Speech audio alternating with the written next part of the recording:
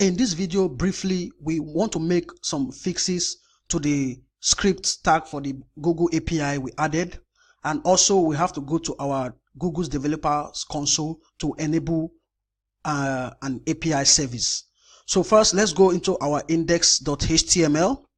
Right here, you can see I added HTTPS, then there is no colon.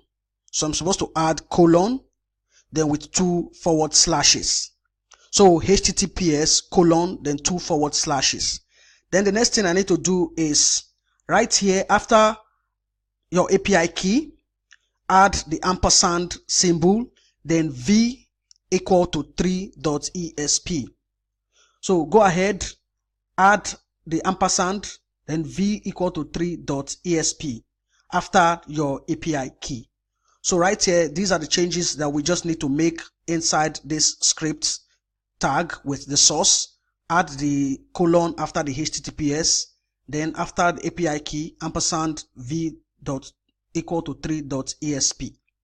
Then another thing we need to do is, if I go to the developers console, so console.developers.google.com, now we're going to search for the Google API web service. So you enable that API.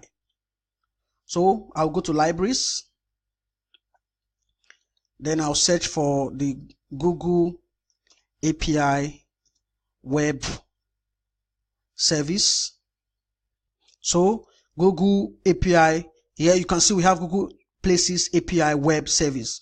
So click on it, then make sure that you have the button enabled. For some reason, I don't know why I'm having this error, but make sure you have this button enabled. So search for the Google Places API web service, then you enable the API. So these are the changes. With this, when we try to use the API, we are not going to get any errors.